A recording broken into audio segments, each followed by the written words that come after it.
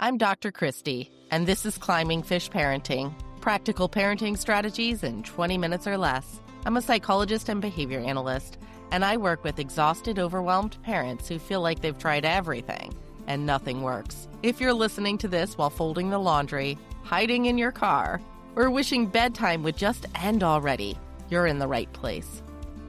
Today, I want to talk about what it means to be the parent who carries the complete picture of their child, when everyone else only ever has a piece of it. By the end of this episode, you'll understand why what you already know about your child is more clinically valuable than what you've ever been told, and why getting a map for it doesn't add to your load. It makes what you're already carrying lighter. Ready to transform your parenting journey? Let's dive in. Have you ever been in a room full of people looking at your child and known that not one of them was seeing what you were seeing? Not in a dramatic way, not a crisis, just a parent-teacher conference, or a conversation with a coach, or a family member who loves your child and is still somehow describing a person you don't quite recognize. And you sat there, nodding, holding it together, and somewhere underneath the nodding, you were thinking, that's not my kid. That's maybe a version of my kid, but it's not the whole thing. It's not even close to the whole thing. If you know that feeling, you're in the right place today. That feeling is not self-delusion. It's not wishful thinking. It's not a parent who loves their child too much to see them clearly. It is a parent who's paid closer attention to one specific child than anyone else in that child's life, who has watched them across years and contexts, and hard days and good ones, and who is carrying a picture of that child that is simply more complete than what anyone else in the room has access to. There's a difference between seeing your child and knowing them. Most people in your child's life see them. You know them. And that distinction between seeing and knowing is what I want to talk about today. Let me show you what that actually looks like. My daughter had to take driver's ed in person with an instructor she didn't know. She came home after the first day worried, not about the driving, but about herself. The instructor had read her as checked out. One of those kids.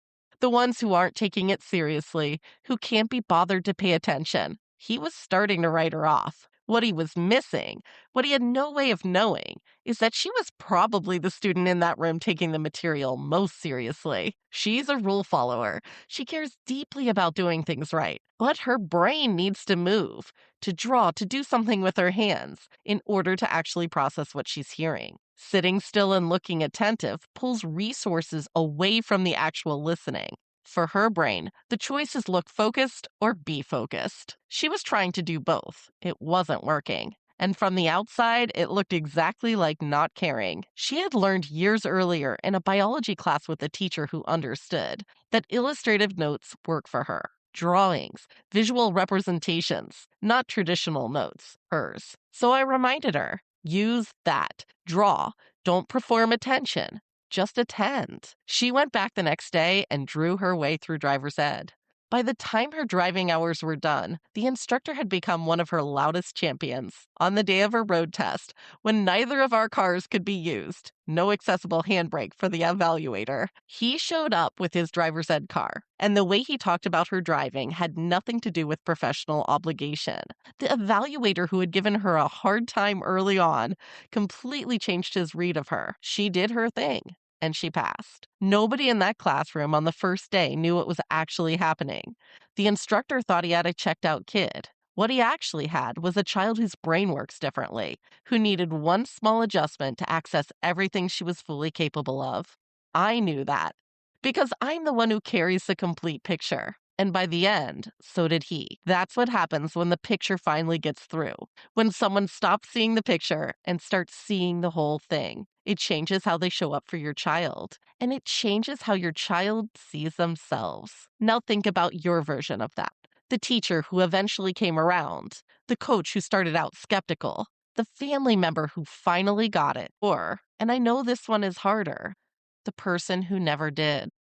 Who is still describing a child you don't recognize. You have been carrying the complete picture through all of it. Every conference room, every report card, every quiet drive home. That carrying is not invisible to me, even when it feels invisible to everyone else. I want to give you something more than a feeling about this, because I think you deserve to know that what you've been experiencing has a name and a body of evidence behind it. Studies on ADHD consistently show that parent and teacher ratings of the same child's symptoms correlate at around 0.30. For context, a perfect correlation would be 1. What that low number means in practical terms is that what you see at home and what the teacher sees at school are genuinely different pictures of the same child. Not because one of you is wrong, because the child is genuinely presenting differently across the two environments. That difference is real, it's documented, and it is expected. The research on masking, the growing body of work on how wired differently kids learn to suppress or modify their natural responses in structured environments, shows us the same thing from a different angle. The version of your child that the school sees is a genuine regulatory effort, one that costs something significant. And what gets released at home, the version only you see, is what's left when that effort finally gets to stop.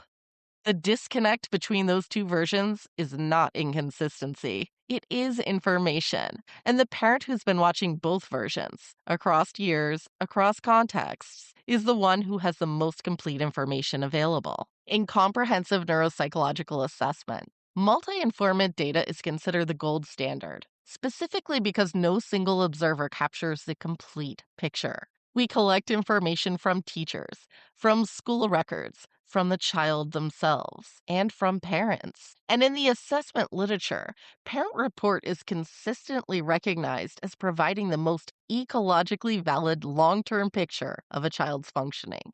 Because parents observe across the most contexts, over the most time, across the most versions of who their child is. You're not the less objective observer. You're the broadest observer. And breadth of observation across context and time is exactly what the assessment literature values most. Nobody's ever told you that, but it's true. And it changes what the conference room nod actually means. You weren't imagining the disconnect between what they were describing and what you know.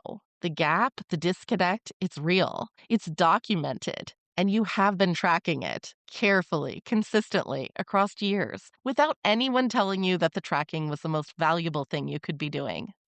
Maybe your child holds it together all day and releases the moment they walk through your door. Maybe they thrive in one specific environment and struggle everywhere else. Maybe their record is spotless and you're watching something come apart at home that nobody else sees. Maybe the system has never quite had the right language for them and you've spent years sitting across from people describing a child you didn't recognize. Whatever version of this you're living, you've been carrying the complete picture in a world that only ever sees part of it. And that complete picture is the most valuable clinical data that exists about your child. I'll link the research I'm drawing on today in the show notes. If you want to go deeper, it's there. My father never had a map for this. What he did have was persistence, and not much else to work from. He grew up with an alcoholic father, unreachable in ways that mattered. When he developed serious ear infections as a boy and nobody got him to a doctor, the hearing loss that followed cost him a West Point appointment and the rank that would have come with it.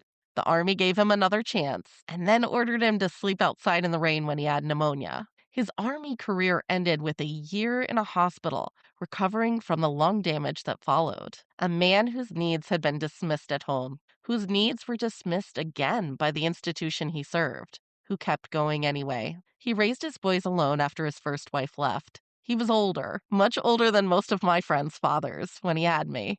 Quiet, sharp-whipped, someone who showed love through presence rather than words.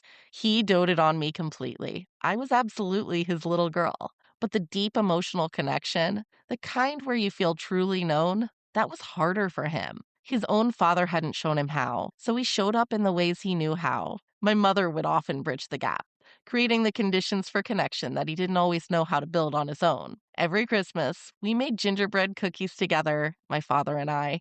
That was something she built for us, and he showed up for it every single time. He tried for years to reach me in a deeper way, and he got there, slowly, without a roadmap, in the quiet, persistent way he did most things. When I was 27 and he passed away, we were close.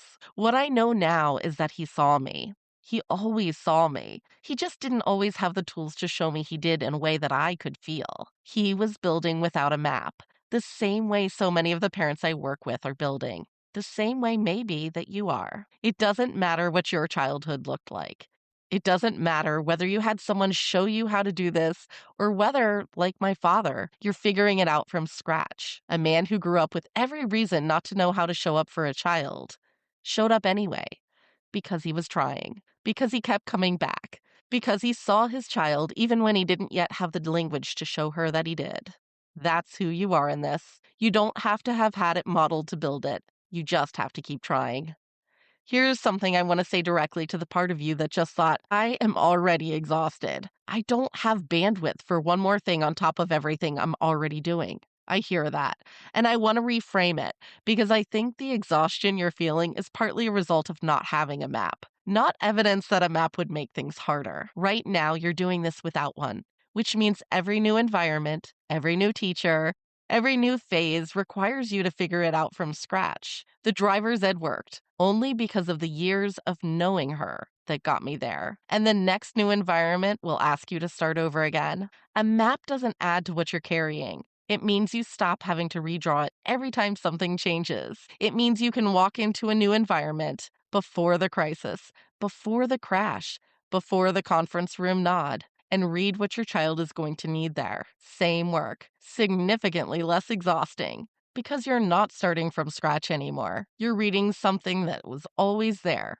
You just finally have the language for it. That's what this week's webinar is about. I'm doing a free live training called When Everyone Else Says Your Kid is Fine. The last few weeks have been about naming what you're seeing and giving you the research to know that what you're seeing is real, documented, and clinically meaningful. The webinar is about why your child presents so differently across environments, and how to read those differences so that what you've been doing by instinct becomes something you can do precisely, predictably, and with significantly less effort. These are genuinely different conversations. You need both. Register at climbingfishparenting.com/webinar this Thursday, June 4th, live. There's no replay. I want you in the room. One thing before Thursday.